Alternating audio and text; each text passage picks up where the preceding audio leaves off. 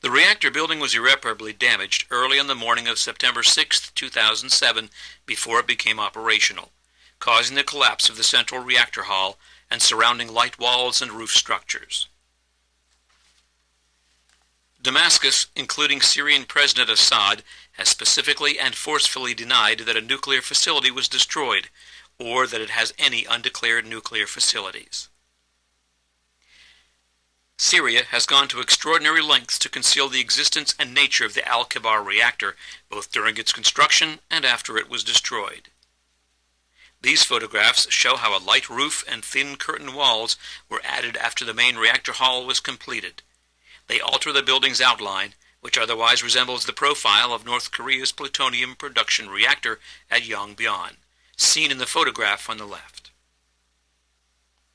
This photograph shows how much the building's appearance changed after the curtain walls and roof were added. The reactor building was located in a remote area of the Syrian desert and was built in a canyon which concealed it from view. Further measures include an earthen wall or mound that has been emplaced to block the view of the reactor from the bottom of the canyon. The concealment afforded by the reactor site's terrain and by the building modifications suggests Syrian attempts to maintain the secrecy of the facility.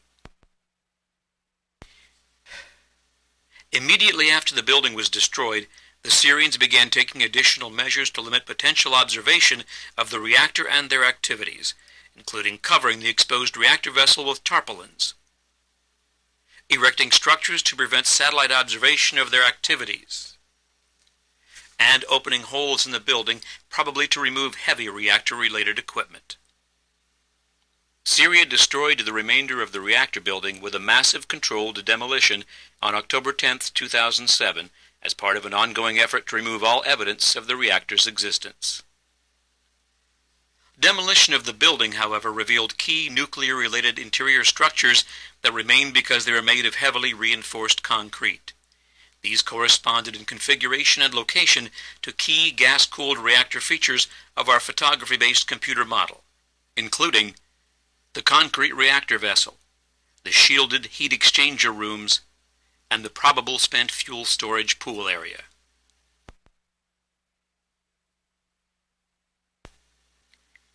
Syria continued to demolish the building and remove equipment, and by late October covered the excavation for the reactor building and remaining debris with earth.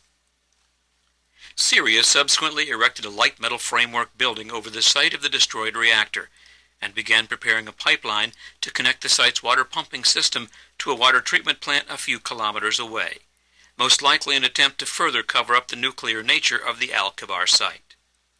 We do not know the function of the new building, but we assess that it is not nuclear related and primarily is intended to discourage excavation of any remaining reactor debris.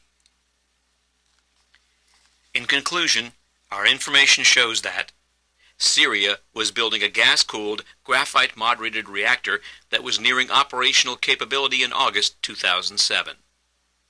The reactor would have been capable of producing plutonium for nuclear weapons, was not configured to produce electricity, and was ill-suited for research. The reactor was destroyed in early September 2007 before it was loaded with nuclear fuel or operated. We are convinced, based on a variety of information, that North Korea assisted Syria's covert nuclear activities, both before and after the reactor was destroyed.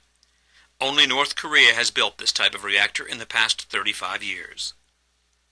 Features of the facility and its location indicate Syria attempted to maintain its secrecy.